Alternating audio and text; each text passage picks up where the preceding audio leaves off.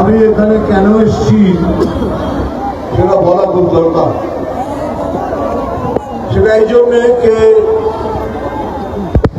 আমি শুধু এখানে আসিনি শুধু আপনাদের হিরোগিরি দেখানোর জন্য।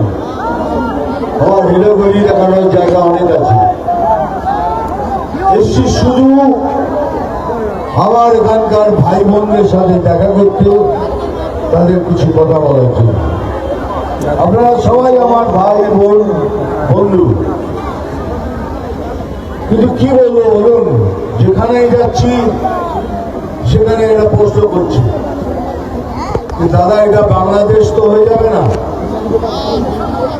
সে কি বললো হ্যাঁ, বলে দেখুন না যা হচ্ছে বাংলাদেশে যা হচ্ছে সেটা পশ্চিমবাংলায় হচ্ছে। যেমন ওখানে হারমোনিয়াম কেটে দিচ্ছে, এখানে একটা বাচ্চা মেয়েকে ধুমকি দিচ্ছে, এখানে তোমরা মায়ের গান গাইতে পারবে না। দুর্গা মায়ের গান গাইতে পারবে না পশ্চিমবাংলায়?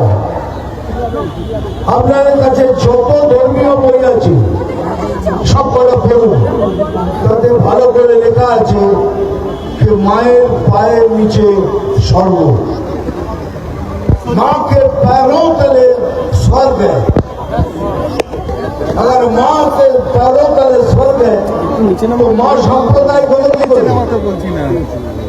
আরে দুর্গা মা সম্প্রদায় হলো কি করে? এটা সম্ভব না।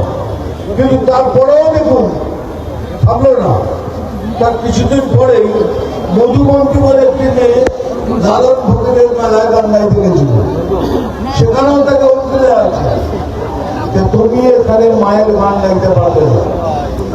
ভাবতে পারেন পশ্চিম বাংলায় বসে আমরা দুর্গা মায়ের গান করতে পারবো না? কিন্তু এটা হচ্ছে। ছেড়ে দিন, ওখানে দীপু দাসকে জ্বালিয়ে মারার জন্য এখানে হিন্দু জাগরণ মঞ্চ একটা প্রতিবাদী মিছিল বার করেছিল, তাদের পুলিশ ডান্ডা মেরে মাথা ফাটিয়ে দিয়েছিল। 18 জনকে গ্রেপ্তার করেছিল, তার মধ্যে 7 জন মেয়ে ছিল। তার মানে বাংলাদেশে কিছু করলে পশ্চিমবাংলায় বাঙালিরা প্রতিবাদ করবে না? কেন করবে না বুঝতে পারবেন। কোন একটা সম্প্রদায়কে খুশি করার জন্য আমরা কিচ্ছু করব না। কিন্তু বাঙালিদেরকে বলে রাখি, বিজেপি মুসলমানদের বিরুদ্ধে নয়, বিজেপি ভারতীয় মুসলমানদের বিরুদ্ধে নয়, বিজেপি বিরুদ্ধে যারা আমাদের দেশে থেকে আমাদের দেশের ক্ষতি করার ভাবে তাদের বিরুদ্ধে।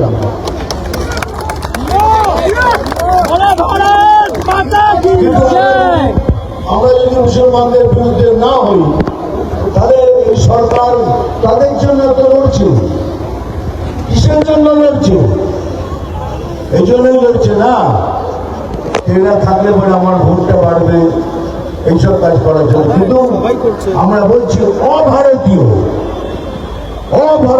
কোনদের আমরা সাপোর্ট করব না, কোন অভারতীয়কে আমরা সাপোর্ট করব না। এখন যদি এই অবস্থা হয় তাহলে আমরা কোথায় যাব? কাশ্মীর ফাইলস পিকচারটা দেখেছেন? যদি দেখে তাহলে বুঝতে পেরেছেন ওখান থেকে যত হিন্দু ব্রাহ্মণ ছিল তাদের সেখান থেকে তাড়িয়ে দেওয়া হয়েছে। এখন অবস্থা কাশ্মীরের অবস্থা বদলে গেছে, খুব ভালো হয়ে গেছে। কিন্তু তাড়িয়ে দেওয়া হয়েছিল। একবার ভাবুন যদি আমাদের এখান থেকে